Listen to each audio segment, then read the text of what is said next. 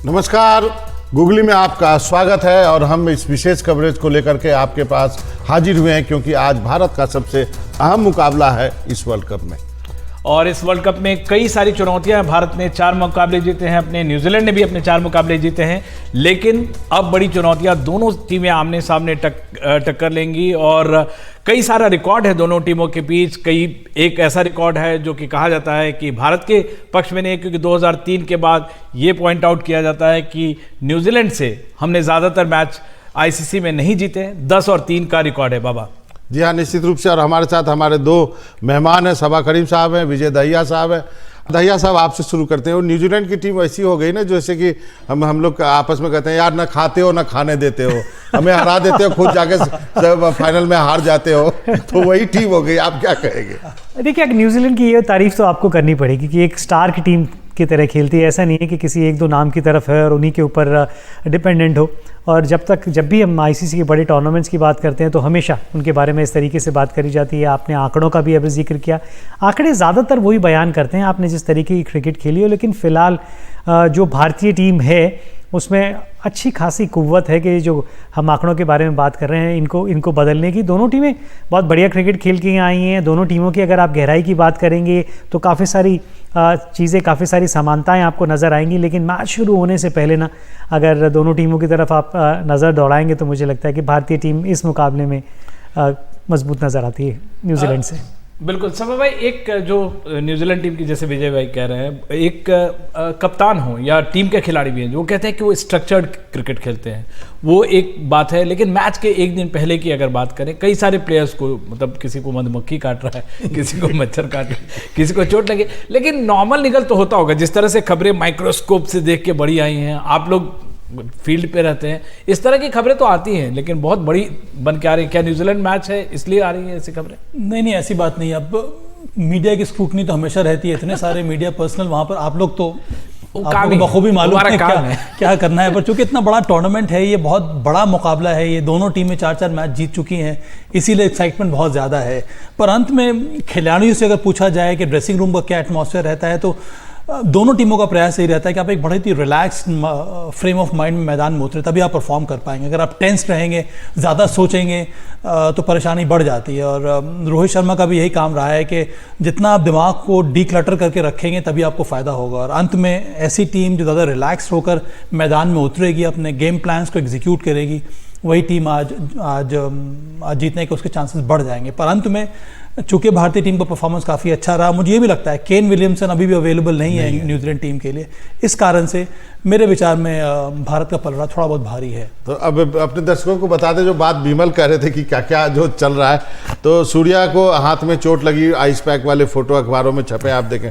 ईशांत को गर्दन में ततैया ने काट लिया है, अब वो ज़्यादा गंभीर नहीं होना चाहिए। लेकिन सीरियस क्रिकेट की बात करते हैं, दहिया साहब, बोल्ट वर्सेस रोहित शर्मा, ये बैटल देखने को मिलेगा। और बहुत जो है लोग मानते हैं कि स्टार्क और अफरीदी से ज़्यादा वेटेज देते हैं बोल्ट को। आप क्या कहेंगे इस बैटल के बारे में? वैसे ईशान को आपने जो ततैया कहा ना, वो ठीक है, उनको काटना, गर्दन सीधी रहेगी नहीं तो बहुत सारी जगहों पे घूमते फिरते रहते हैं, वो हर जगह इस तरीके का कैरेक्टर है।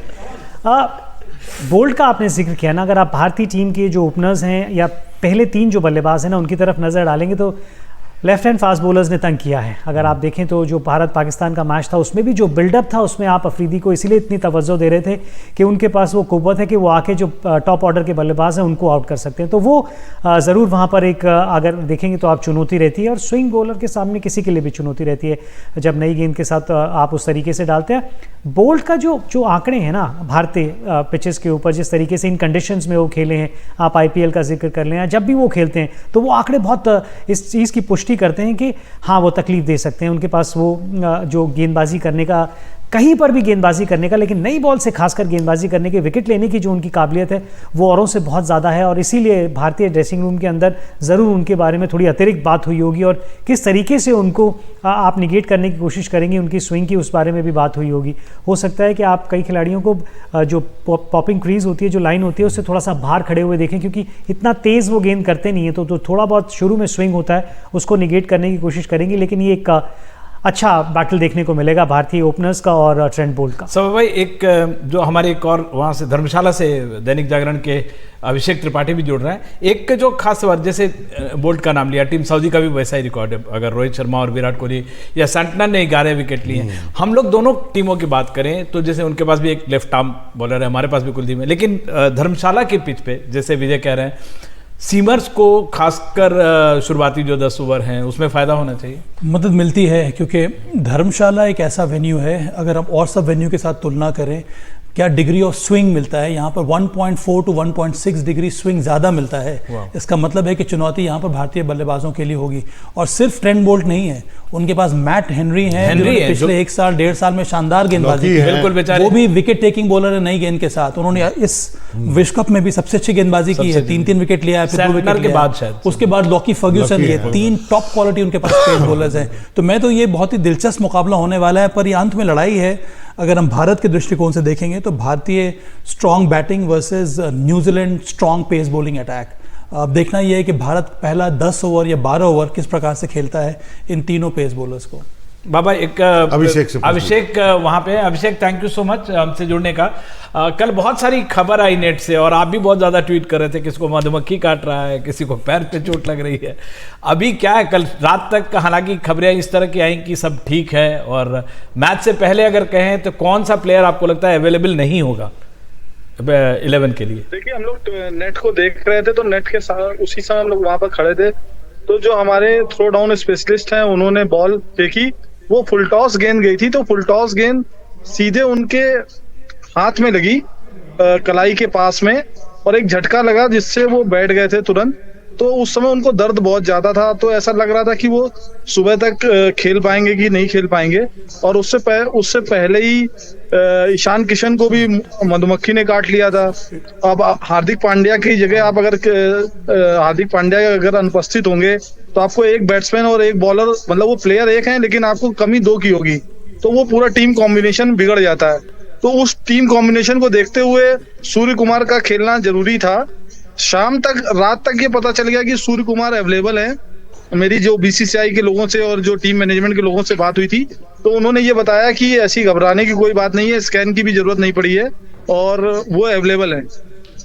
जी अभिषेक, आप कहीं जाइएगा नहीं, एक ब्रेक के लिए रुकते हैं, फिर हम चर्चा जारी रखेंगे। हमारे 2 मेहमान हैं, हमने अभी बात ही नहीं करी कि हार्दिक के बाद आप 2 खिलाओगे कि आप 1 खिलाओगे, उस पर चर्चा करेंगे। एक छोटा सा ब्रेक लेते हैं।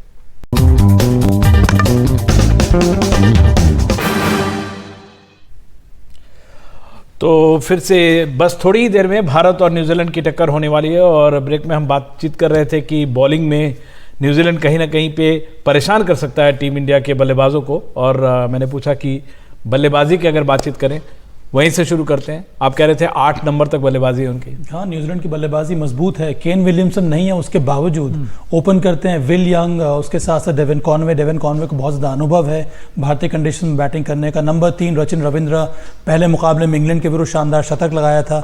उसके बाद डैरल मिचेल, अंडररेटेड प्लेयर, उनके बारे में कहा नहीं जाता है, बहुत इफेक्टिव प्लेयर है।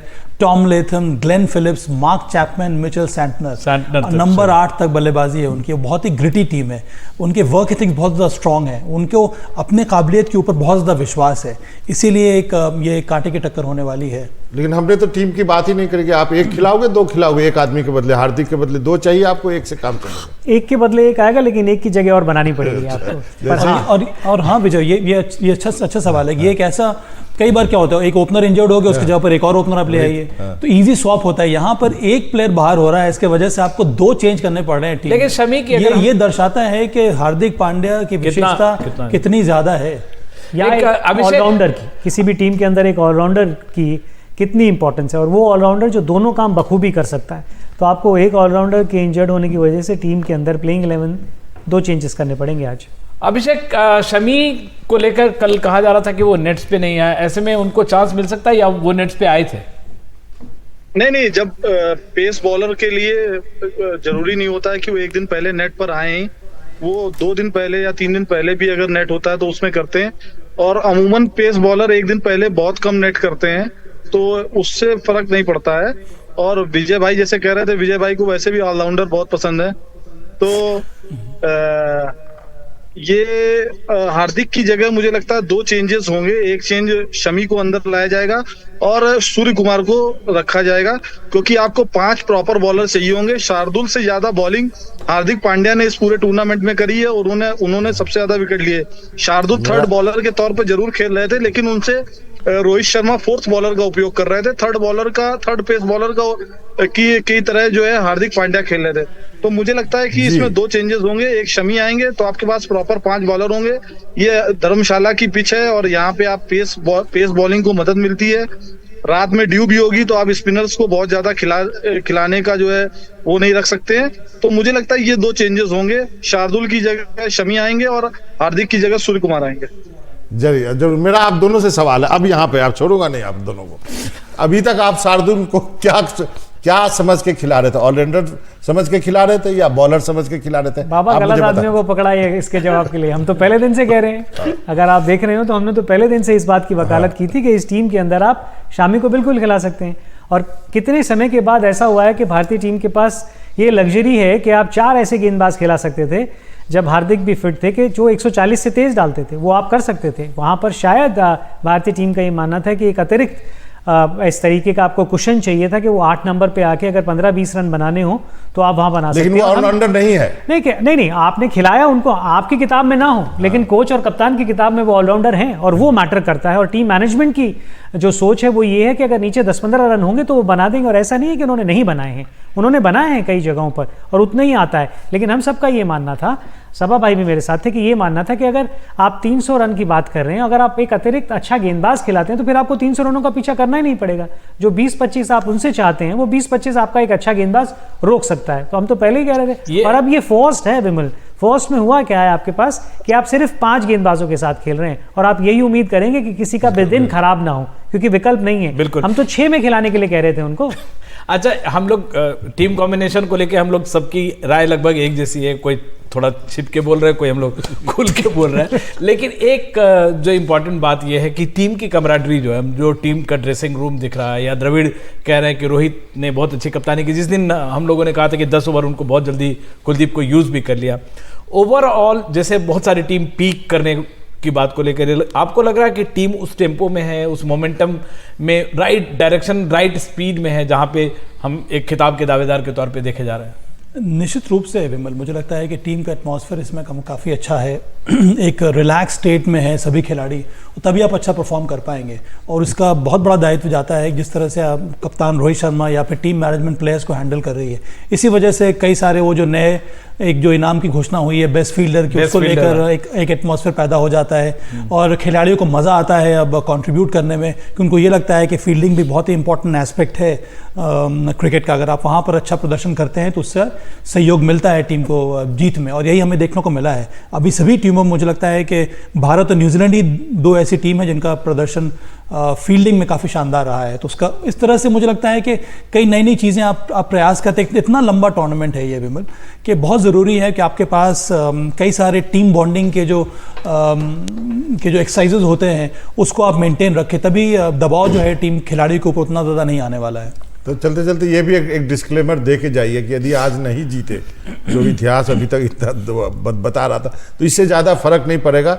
9 मैच है, अभी कुछ बिगड़ा नहीं है, क्योंकि निराश हो जाते हैं जो दर्शक हैं, जो प्रशंसक नहीं, कुछ नहीं बिगड़ेगा। और हमारे वर्ल्ड कप के जो जीतने के चांसेस हैं उन पे भी, उसके ऊपर भी कोई फर्क नहीं पड़ेगा अगर आज आप हार भी जाते हैं तो। और खेल है क्रिकेट का, हम जब 2 टीमें खेलेंगे, और ऐसा नहीं है कि सिर्फ न्यूजीलैंड से आप ये सोचें, पटकनी कोई भी किसी को दे सकता है और इस वर्ल्ड कप में हमने ये देखा है। लेकिन जहाँ तक जिस तरीके की क्रिकेट भारतीय टीम इस समय खेल रही है, प्रबल दावेदार है वर्ल्ड कप की, और इस मैच में रिजल्ट चाहे कुछ भी हो, उस चीज़ के ऊपर हम अड़िग रहेंगे।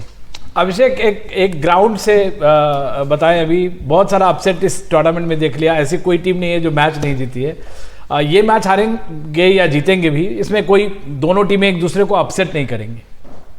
इस ग्राउंड में भी एक बड़ा अपसेट हो चुका है। नीदरलैंड ने साउथ अफ्रीका को हराया था, लेकिन ये अपसेट नहीं करेंगे क्योंकि न्यूजीलैंड के खिलाफ अगर वर्ल्ड कप में देखें तो हमारा रिकॉर्ड बहुत ज्यादा अच्छा नहीं है। 9 मैच हुए हैं, उसमें हम सिर्फ 3 जीत पाए हैं, 5 न्यूजीलैंड ने जीते हैं। और लास्ट 2019 वर्ल्ड कप का सेमीफाइनल भी हम इनसे हारे थे। मैंने वो मैच कवर भी कर रहा था, 2 दिन तक वो मैच चला था। लेकिन न्यूजीलैंड की टीम बहुत मजबूत नजर आ रही है, और जो पिछले वर्ल्ड कप में जो 6 बॉलर थे न्यूजीलैंड के पास, जिसमें से 5 ने विकेट लिए थे हमारी टीम के खिलाफ, वो 5 इस बार भी टीम में है। तो हमें हमारे बल्लेबाजों को सतर्क रहना होगा। लेकिन सबसे अच्छी बात यह है कि 2019 से, या मैं 2017 से कहूं, अब तक के 2023 देख रहा हूं मैं, लगातार वर्ल्ड कप कवर किया है। मुझे लगता है कि इस बार टीम का जो माहौल है वो पिछले 5-6 सालों में मैंने कभी नहीं देखा था। जो थोड़ी बहुत अनबन या कुछ होता भी था, इस बार कुछ नजर नहीं आ रहा है। सब लोग मिलके, शायद ऐसा सब लोगों ने तय कर लिया है कि हम लोग इस बार वर्ल्ड कप अपने घर में जीतेंगे। लास्ट 3 वर्ल्ड कप मेजबानों ने अपने घर पे जीते भी हैं, हम भी इस बार मेजबान है। तो हो सकता है कि टीम ने ये तय कर लिया है कि मैदान में तो हम अच्छा परफॉर्मेंस कर रहे हैं, ड्रेसिंग रूम का माहौल भी हम ऐसा रखेंगे जिससे हम जीत पाए। जी, एक सभा सर, मानसिकता की बात है, मतलब आपने सोच लिया है, यदि मेंटल टफनेस, यदि आपने आपको मानसिक रूप से तैयार किया है, फिर चीजें आसान होती हैं। हाँ ज़रूर, और मैं तो ये चाहता हूँ कि कठिन परिश्रम हो आज। मैं तो ये चाहता हूँ कि न्यूजीलैंड थोड़ा और टेस्ट करे इंडिया को, ताकि तभी तो कई सारी चीज़ें सामने आती हैं। अगर कुछ कमजोरी भी है उसको आप दूर कर सकते हैं, क्योंकि अभी भी ये लीग स्टेज है। अगर यहाँ पर आपको ठीक प्रकार से टेस्ट कर लिया गया तो आप और मेहनत करेंगे आने वाले अहम मुकाबलों में, ताकि इस तरह की गलती आप ना दोहराएं। जी, बस एक नंबर से ले लेते हैं, 50-50 मेरे हिसाब से 60-40 इंडिया के फेवर में। बिल्कुल 60-40 इंडिया के 60-40। क्या अभिषेक, आप वहां से? मुझे 50-50 लग रहा है, क्योंकि अगर हार्दिक होता तो मैं 70-30 बोलता इंडिया के पक्ष में, लेकिन अभी 50-50 लग रहा है, क्योंकि हम नए कॉम्बिनेशन के साथ जाएंगे। चलिए, हमें लेना पड़ेगा एक छोटा सा ब्रेक, और ब्रेक के बाद ये सिलसिला चर्चा का जारी रहेगा।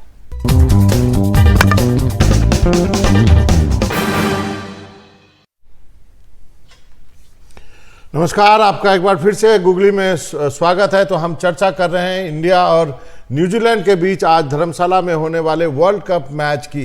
दोनों टीमें टक्कर की है, दोनों टीमों ने इस वर्ल्ड कप में एक भी मैच नहीं हारा है। लेकिन इंडिया और न्यूजीलैंड के पिछले आंकड़ों की बात करें तो न्यूजीलैंड का पलड़ा भारी है। साथ में भारत को, इंडिया को हार्दिक पांड्या की कमी भी महसूस हो रही है, क्योंकि वो चोटिल है। बिल्कुल, जीत का चौका लगा चुकी है टीम इंडिया और पंजा लगाने के लिए तैयार है। और लेकिन जो जैसे बाबा कह रहे हैं, कांटे की टक्कर है। दोनों टीमों ने 4-4 मैच जीते हैं, और दोनों टीमों एक स्ट्रक्चर में, विराट कोहली जैसे कह रहे थे, एक स्ट्रक्चर है दोनों टीमों के खेलने का।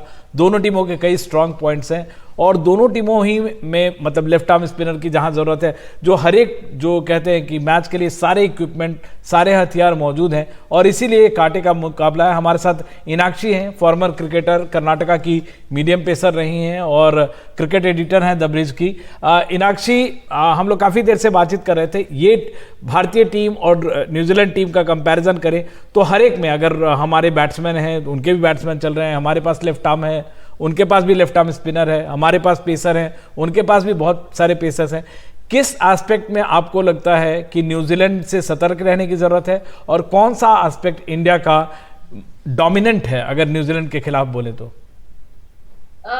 जैसे कि देखा है, रोहित शर्मा और ट्रेंट बोल्ट का रिकॉर्ड काफी इंटरेस्टिंग रहा है, और कई बार ट्रेंट बोल्ट ने रोहित शर्मा को मात दी है। तो एक चीज हमें आज देखनी होगी कि रोहित शर्मा क्या वो अपना एग्रेसिव बैटिंग फॉर्म कंटिन्यू करेंगे या थोड़ा सतर्क होकर खेलेंगे, क्योंकि उनका रिकॉर्ड बोल्ट से थोड़ा अच्छा नहीं रहा है। और जहां तक आप बोल रहे हैं कि दोनों टीम्स बहुत बैलेंस्ड है, स्ट्रक्चर्ड है, ये भी देखा है कि दोनों ही टीम्स के टॉप बैटर्स अभी हाईएस्ट रन मेकर्स है, और बॉलर्स भी सैंटनर हो गए या इंडिया के बॉलर्स हो गए, वो भी टॉप में ही है। तो ये स्ट्रक्चर की बात जहां तक रहे वो अच्छी है, लेकिन एक चीज, इंडिया में खेल रहे हैं तो साइकोलॉजिकल एज हमेशा एक इंडिया को ही रहेगा। आप होम ग्राउंड पे खेल रहे हैं, और जहां तक स्विंग की बात है, थोड़ा देखना होगा कि अभी जो टॉस होगा कौन सा प्लेयर खेलेगा। अगर शमी को लेके आते तो डेफिनेटली हम लोगों को थोड़ा स्विंग का एक एडवांटेज देखने मिलेगा। उनके पास ऑलरेडी बोल्ट है, मैट हेनरी भी है, और टीम सऊदी भी अवेलेबल है। तो उनके स्विंग और हमारे क्या फाइनल 11 होंगे हार्दिक पांड्या की कमी में, वो देखने के बाद ही थोड़ा और बता पाएंगे कि किस प्रकार से आज इंडिया खेल पाएगी और किस प्रकार से इंडिया की बैटिंग या बॉलिंग, ड्यू फैक्टर भी है तो टॉस का भी थोड़ा मायने तो रखेगा कि क्या इंडिया पहले बैटिंग कर रही है या चेस करके, जैसे कि हिस्टोरिकली देखा है धर्मशाला में कि जो भी टीम्स चेस कर रही है वो जीतती आई है। तो काफी चीजें अभी टॉस, प्लेइंग 11 पर डिपेंड करेंगी। लेकिन आपने कहा कि आप ट्रेंट बोल्ट और रोहित शर्मा की बैटल पे ध्यान रहेगी, दोनों टीमें स्ट्रक्चर्ड है, लेकिन हमारा स्ट्रक्चर तो थोड़ा बिगड़ गया है। यदि पांड्या के जाने के बाद एक के बजाय आपको 2 रिप्लेसमेंट करने पड़ रहे हैं, तो थोड़ा सा वहाँ पे दिक्कत है। फिर कुछ खबरें आ रही थी कि सूर्या के हाथ में चोट लग गई है, ईशान को ततैया ने काट लिया है, ये सब खबरें भी आ रही है। कुछ कुछ फ्रीक इंसिडेंट्स होते ही जा रहे हैं इस वर्ल्ड कप में। आप देखिए कि केन विलियमसन की भी चोट, एक बॉल लग गई, अंगूठा टूट गया, जबकि वो इतने दिनों बाद एक इंजरी के बाद आए थे। हार्दिक पांड्या, ये नहीं कि बॉलिंग करते हुए हुआ, फील्डिंग करते हुआ, वो रोक रहे थे, पैर पे लग गई, चोट लग गई। तो ये फ्रीक एक्सीडेंट्स, ततैया काटना, सूर्य के फिर से चोट लगना, ये कुछ वर्ल्ड कप में नई चीजें दिखी जा रही है। बिल्कुल।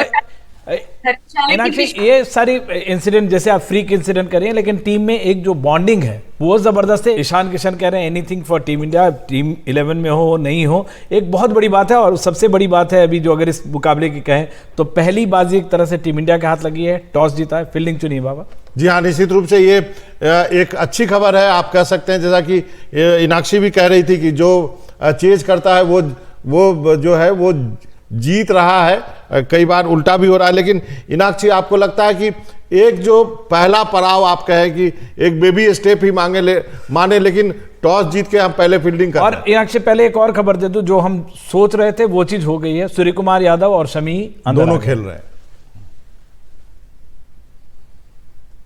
टीम एक तरीके से हर चीज में एक लक फैक्टर काम आता है। तो आज देखा कि अब टॉस जीत गए इंडिया, ड्यू का बहुत चांसेस है, वहां पे ठंड है, 18 डिग्री 20 डिग्री है, तो डेफिनेटली सेकंड हाफ में ड्यू रहेगा। स्पिनर्स को भी नहीं मिलेगा आज उतना। और आज अभी ये भी देखते हैं अनयूजुअली लेस ग्रास है वहां पे, तो बैटिंग पिच भी थोड़ा ठीक रहेगा, रन्स वगैरह भी बनेंगे। बट हाँ, टॉस की वजह से और जो चेंजेस अभी देखे हैं कि सूर्य कुमार यादव और शमी के आने से, एक ये हमें देखना होगा कि फाइनली एक नया एक्सपेरिमेंट भी कर पाएंगे, थोड़ा चैलेंजिंग भी रहेगा इंडियन टीम के लिए। एक सेट कॉम्बिनेशन था, कोई भी टीम, कोई भी कोच एक सेट कॉम्बिनेशन को चेंज नहीं करना चाहती है जब वो इतना खास खेल रहे हैं।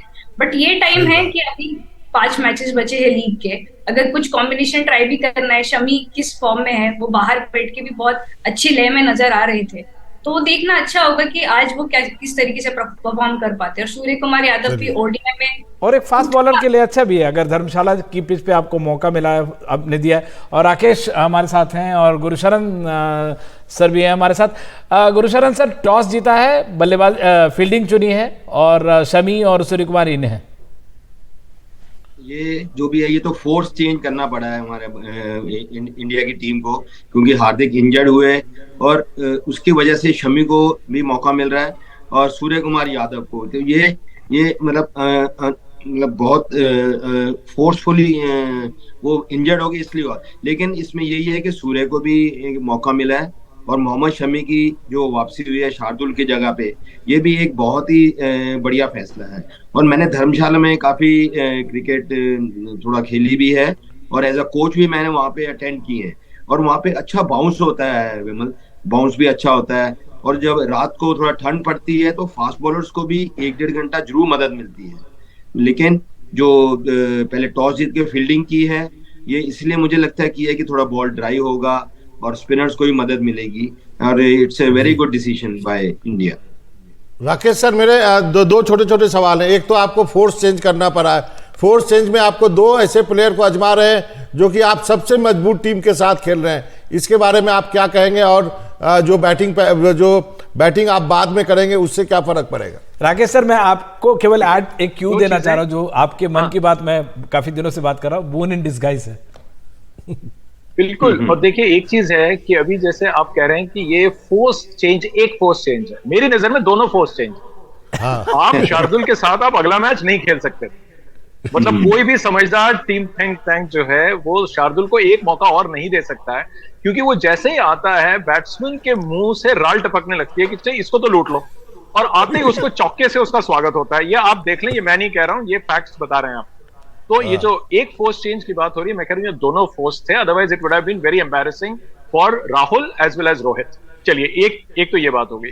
दूसरी बात, जैसे आपने कहा कि ये जो फोर्स चेंज था जहां पे कि आपको एक ऑलराउंडर के बजाय आपने एक फास्ट बॉलर भी ले लिया, एक आप जिसको आप मौके दे रहे थे, जो आपके टीम ए, मतलब आपका जो प्लान ए में है, शार्दुल ठाकुर इंडिया के प्लान ए में है, उसको आपने रेस्ट दिया है या ब्रेक दिया है, जो उसको मतलब उसके भले के लिए उसको उसकी जरूरत थी, और आपके पास शमी आ गया, तो मैं बहुत खुश हूं उस बात से। और जैसे टॉस जीत के आपने कहा कि हमने इस बार जो है हम एक बार फिर चेस कर रहे हैं, तो चीज ये हुई है कि हम अपने कंफर्ट जोन से बाहर नहीं आए। हमने अभी तक चारों के चारों मैच चेस करके जीते हैं, तो हमको जो ये वाला जो मैच था इसमें कोई एक्सपेरिमेंट करने की जरूरत नहीं थी। हालांकि और मैचेस हैं, क्योंकि ये बेस्ट टीम से खेल रहे हैं, और ये एक ऐसी टीम है जिसके पास वो रिसोर्सेस हैं जिससे वो इंडिया को हरा सकते हैं। उनके पास फास्ट बॉलर्स हैं, उनके पास ओपनर्स हैं, उनके पास स्पिनर्स हैं, उनके पास मिडिल ऑर्डर अच्छा है। ऐसी कोई चीज नहीं है जहां पे आप ये कहें कि साहब जहां पे आप उनको अटैक कर सकते हैं, क्योंकि इट्स इनफॉर्म टीम और ये परफॉर्म करती चली आ रही है। अभी तक इन्होंने कोई मौका नहीं दिया किसी को, तो बिल्कुल सही है, आप इस टीम को पहले बैटिंग करने दीजिए। हम अपने कंफर्ट जोन पे खेल रहे हैं, हम चेस कर रहे हैं, और अगर ड्यू आ जाता है और अच्छी बात है, लेकिन ये डेफिनेटली इंडिया के फेवर में ही हुआ। अभी तक जो कुछ भी हो रहा है मैं बड़ा खुश हूं उससे। बिल्कुल फेवर में हो रहा है, लेकिन यहाँ कांटे की टक्कर होगी। और वैसे राकेश भाई ये बताऊं कि रोहित शर्मा ने कहा है कि शार्दुल जो है बड़े मैच का खिलाड़ी है, तो बड़े मैच का इंतजार इससे बड़ा मैच तो नहीं मिलेगा ना आपको। ये तो बेस्ट टीम से खेल रहे हैं। हमें एक ब्रेक लेना पड़ेगा, ब्रेक के बाद आकर फिर से बातें करते हैं। जरूर शार्दुल पे जरूर चर्चा करेंगे, आते हैं ब्रेक के बाद। ठीक है, लेते एक छोटा सा ब्रेक।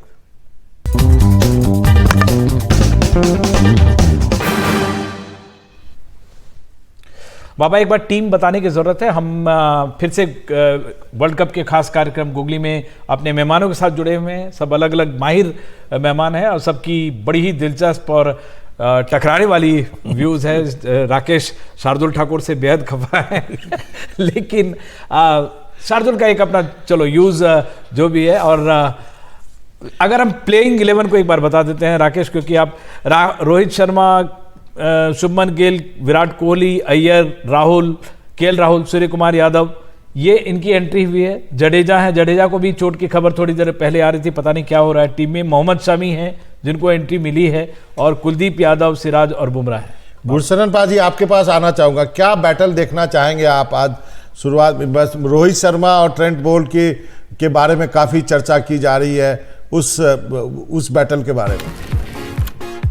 बिल्कुल, क्योंकि बोल्ट ने काफी बार आउट किया है रोहित को, और उनका बॉल एक्चुअली अच्छा अंदर भी आता है और वो बाहर भी बहुत अच्छी तरह से मिश्रण करते हैं, तो ये बहुत अच्छा बैटल होगा। और जो टॉस जीत के इंडिया ने फील्डिंग की है, तो उसमें यही है कि हमें पहले 10 ओवर में 2 विकेट जरूर चटकानी पड़ेंगी और हमें उनको जल्दी आउट करना पड़ेगा।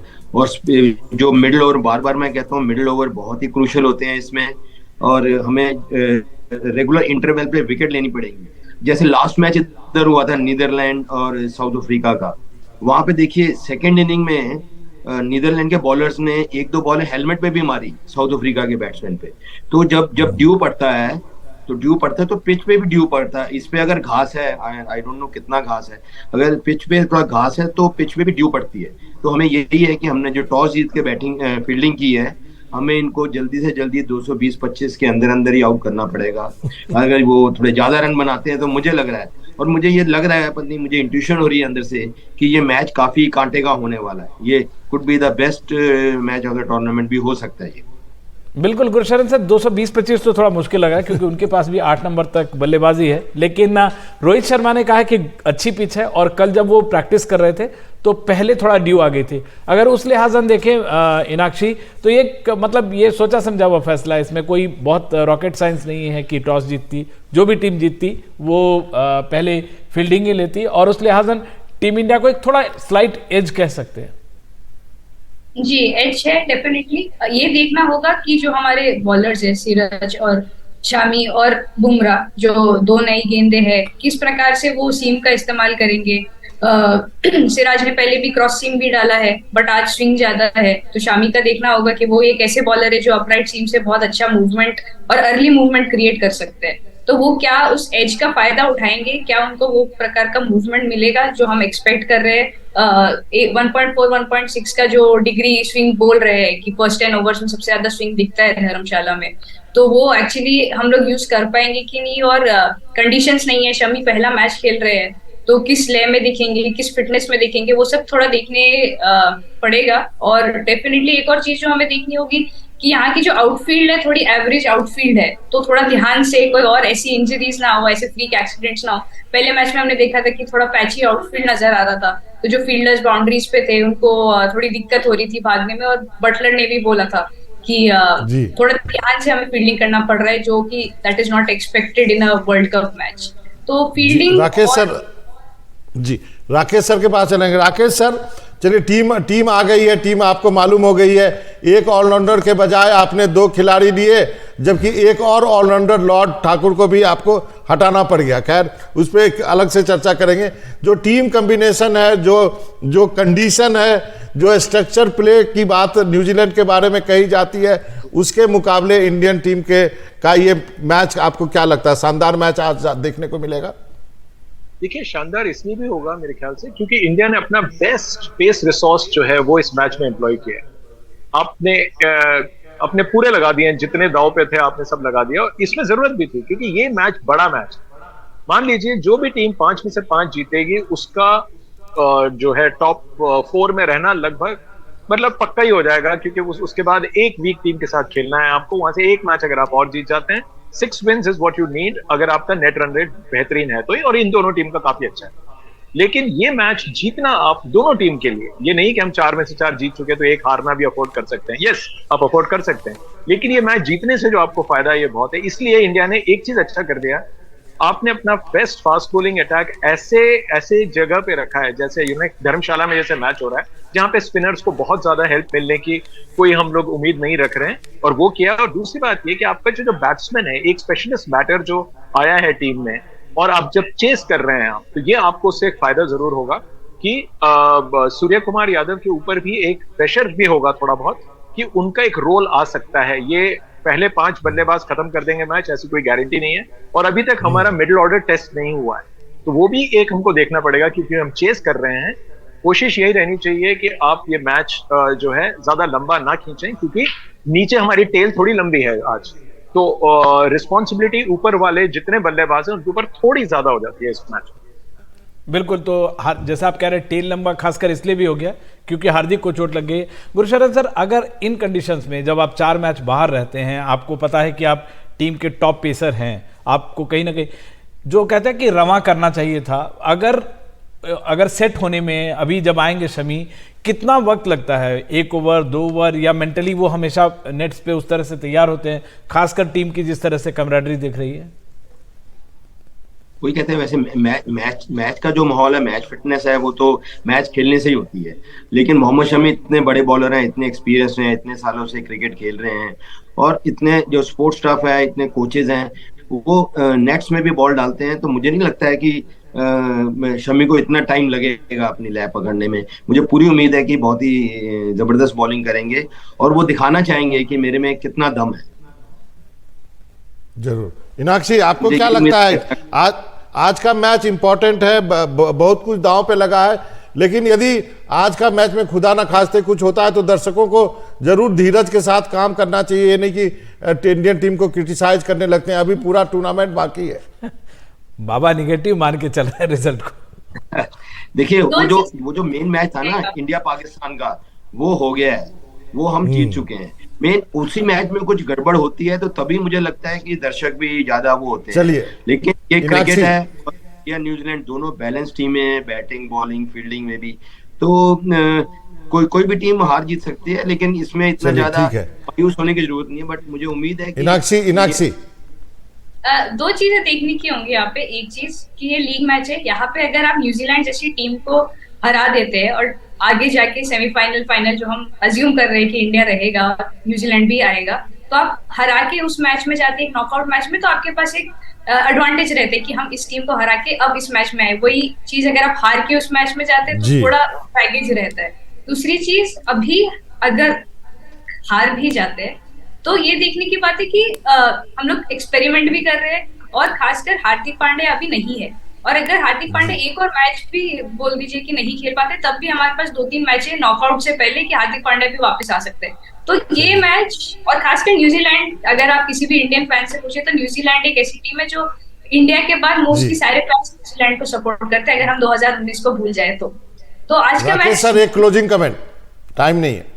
मैं तो ये भी बोलना चाह रहा हूं कि शमी जो वापस आए हैं, he will be competing against Siraj, क्योंकि अगर उनको आगे के मैचेस खेलने हैं तो वो उनको सिराज से अच्छा प्रदर्शन करना पड़ेगा। और ये जो कंपटीशन है ये भी इंडिया के लिए अच्छा है, क्योंकि देखिए बाकी चीजें तो लोग ऑलरेडी बोल चुके हैं, लेकिन मैं ये चाहूंगा कि शमी जो स्टंप टू स्टंप इतना अच्छी बॉलिंग करते हैं, ऑलवेज अटैकिंग, वो हमेशा अटैक करते हैं, तो मैं वो देखना चाहूंगा कि शमी किस दमखम से आज गेंदबाजी करते हैं।